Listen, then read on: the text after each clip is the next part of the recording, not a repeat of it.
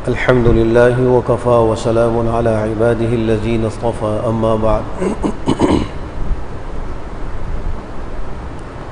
فعن أبي هريرة رضي الله تعالى عنه قال قال رسول الله صلى الله عليه وسلم إن العبد إذا صلى في العلانية فأحسن وصلى في السر فأحسن قال الله تعالى هذا عبدي حقا رواه ابن ماجہ۔ جب بندہ علانیہ طور پر نماز پڑھتا ہے تو خوب اچھی طرح ارکان ادا کرتا ہے، اور جب خفیہ طور پر نماز پڑھتا ہے تب بھی خوب اچھی طرح پڑھتا ہے، تو اللہ جل جلالہ فرماتے ہیں یہ میرا سچا بندہ ہے۔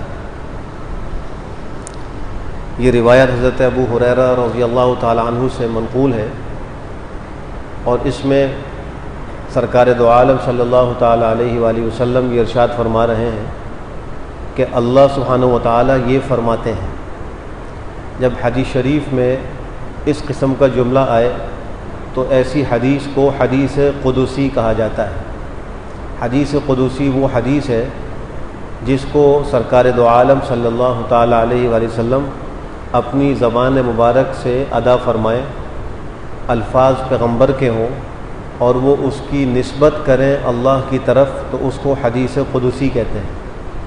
قرآن کریم وحی الہی ہے، اس کے الفاظ بھی اللہ کی طرف سے ہیں اور اس کے معانی بھی اللہ کی طرف سے ہیں، لیکن حدیث قدسی میں الفاظ پیغمبر کی طرف سے ہوتے ہیں اور معانی اللہ کی طرف سے ہوتے ہیں۔ اسی طریقے سے احادیث قدسیہ کی نماز میں تلاوت جائز اور درست نہیں ہے، لیکن قرآن کریم کی تلاوت ضروری ہے، تو یہ دونوں قسم کی وحیوں میں فرق ہے۔ اس حدیث شریف میں اخلاص کی اہمیت اور فضیلت کو بیان کیا گیا ہے۔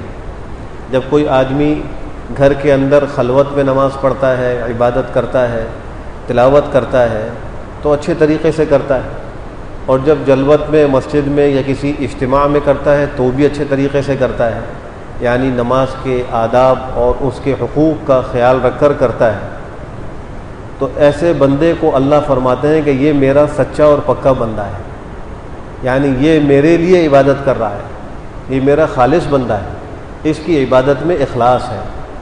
لیکن اگر ایک آدمی گھر میں تو نماز جلدی جلدی پڑھتا ہے یا گھر کی عبادات وہ اچھے طریقے سے نہیں کرتا اور مسجد کے اندر بڑے اہتمام سے عبادت کرتا ہے، تو یہ اخلاص کے منافی عمل ہے۔ اس بندے کو اللہ اپنا سچا بندہ نہیں کہتا، اس لیے کہ اس کے عمل میں ریاکاری کا شبہ آ گیا، اور ریاکاری سے عمل بالکل باطل ہو جاتا ہے، اس کا ثواب بھی ضائع ہو جاتا ہے، بڑے سے بڑا ہی عمل کیوں نہ ہو، ریاکاری اور دکھلاوے کی وجہ سے اللہ کی بارگاہ میں وہ عمل مردود ہو جاتا ہے۔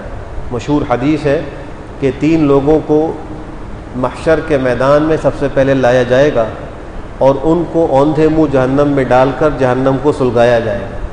ان میں ایک شخص وہ ہوگا جو بڑا سخی ہوگا، سخاوت کرتا ہوگا، ایک شخص وہ ہوگا جو بڑا قاری اور عالم ہوگا، اور ایک شخص وہ ہوگا جو بڑا بہادر ہوگا، اللہ کی راہ میں جنگ لڑتا ہوگا۔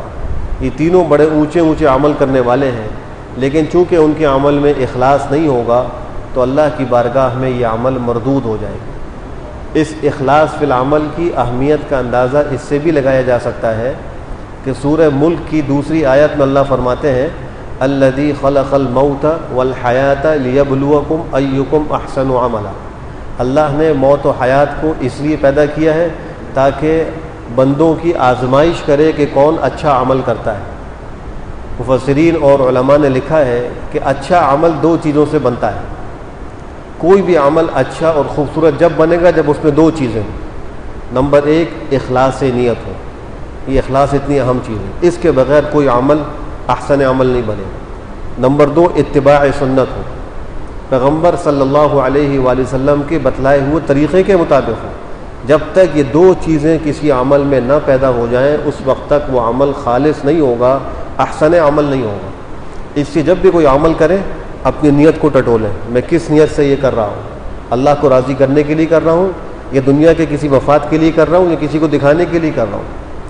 اب رہ گئی یہ بات کہ عمل میں اخلاص کیسے پیدا ہو، اس کے مختلف طریقے ہیں۔ ایک تو یہ کہ ان لوگوں کی صحبت میں بیٹھا جائے جن کو اللہ نے اخلاص کی دولت سے نوازا ہے، تو اللہ ان کے اخلاص کو آہستہ آہستہ قریب بیٹھنے والوں میں بھی ٹرانسفر فرما دیتا ہے۔ نمبر 2 طریقہ یہ ہے کہ ہر عمل سے پہلے نیت کو ٹٹولیں، اس کو صحیح کریں، درست کریں، اور جب گھر سے نکلیں نماز کے لیے کسی بھی عمل کے لیے تو سوچیں کہ میں کیا کرنے جا رہا ہوں، کیوں کرنے جا رہا ہوں، اور کس کے لیے کرنے جا رہا ہوں۔ ان 3 باتوں کو جب ہم توجہ کے ساتھ سوچیں گے تو انشاءاللہ ہمیں عمل میں اخلاص نصیب ہو جائے گا۔ اللہ ہم سب کو اخلاص نیت نصیب فرمائے۔ الحمدللہ رب العالمین۔